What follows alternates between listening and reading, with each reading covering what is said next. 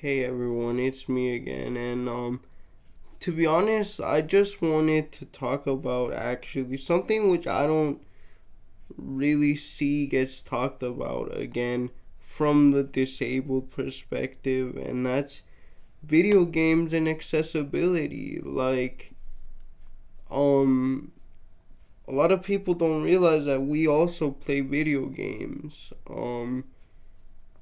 and that historically video games have not really been all that accessible to us. Right? Like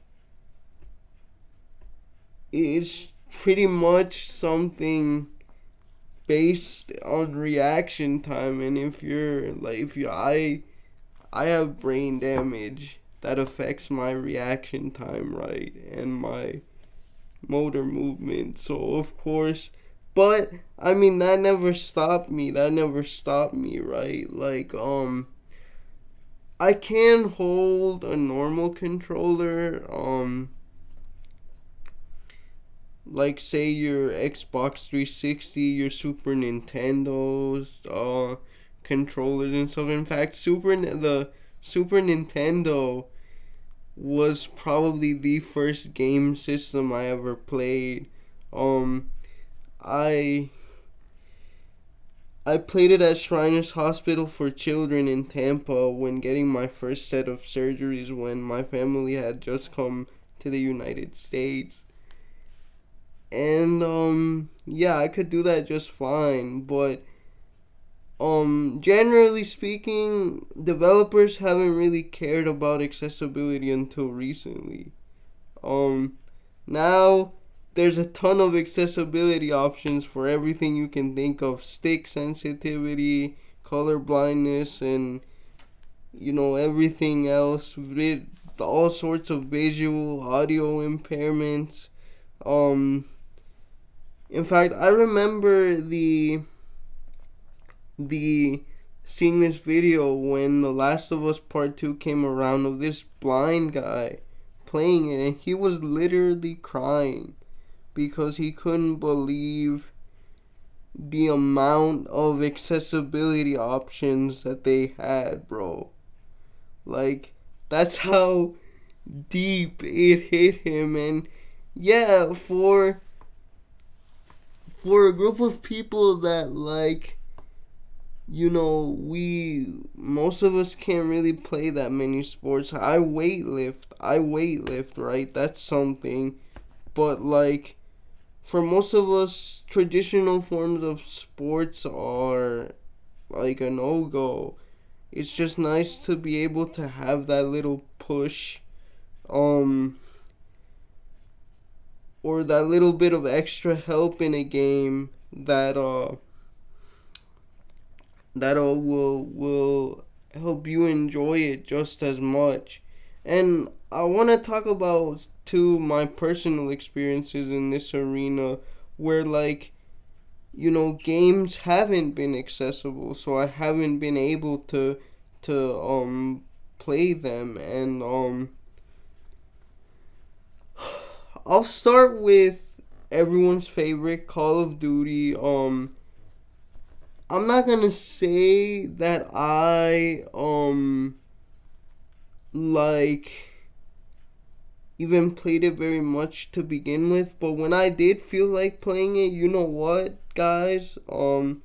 I just couldn't, because even with the aim assist on consoles, my hands, yes, I can hold a controller, yes, I can do um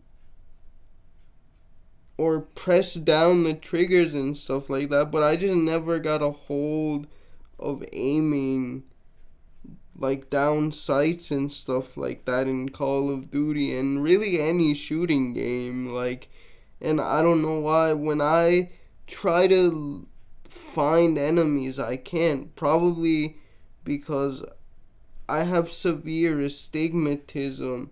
It's better with these glasses, but like astigmatism, it like warps the light coming into your eyes so that it looks like super blurry, and I have it really, really bad, guys. I'm sure you can tell because my lenses are pretty big. They're like thick too. So yeah, never really got into Call of Duty because of that, and that's honestly why I gravitated more towards um even action RPGs, because the button combinations, the type of aiming there, it's not complicated. And obviously in turn-based RPGs, it's slow, it's strategic for a reason. So yeah, and then also motion controls, bro. The Wii remote and nunchuk destroyed me. Like, like I said, I can hold a a a controller that's in one piece. That's fine because I have, there are normally two grips that you can hold on to, and so that keeps my hands from wobbling around. That's like stability for me. Um, and honestly though, the problem with the Wii remote and nunchuk was that the wire connecting them was too flimsy, and um motion with my hands on two things that are far away from each other or separated from each other, not like on the same uh device, like a sort of normal game controller. My body can't handle that. My brain doesn't know how to coordinate that. In fact, I like the Switch because it has grips, but I still can't use the Joy-Cons separately. Like, for example, they suggest to do in Super Mario Odyssey, where they have the person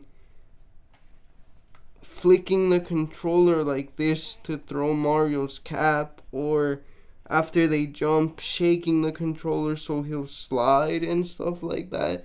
I'm neurologically and physically incapable of doing that.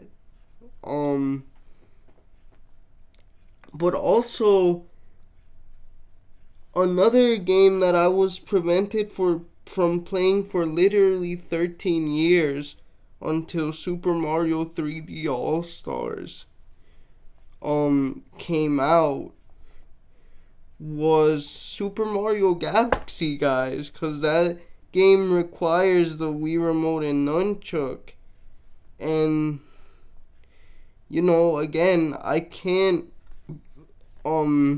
control two separate things separated or connected by a flimsy thing like a cable.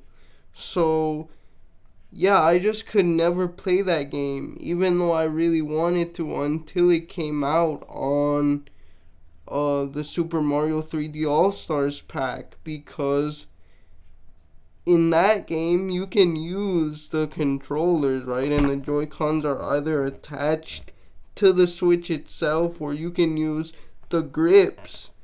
The grips were the greatest thing to happen to accessibility, and the Pro controller. I know the Wii had its own Pro controller and stuff, but bro, you still had to connect it by that cable, and I didn't have the Classic Controller Pro, but I had the Classic Controller, and I can't tell you how many times just using it regularly to play like a virtual console game, I threw it around and stuff like that, whereas a Pro Controller is wireless, right? I can just hold it in my hand regularly. And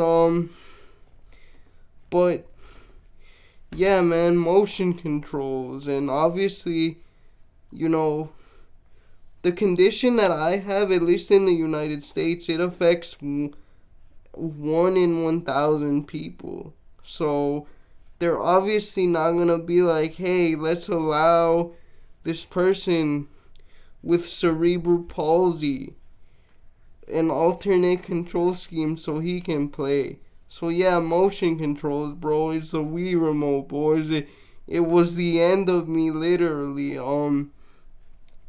And like the good news is again, games now have a lot more accessibility options. There are um accessible controllers, at least from Xbox.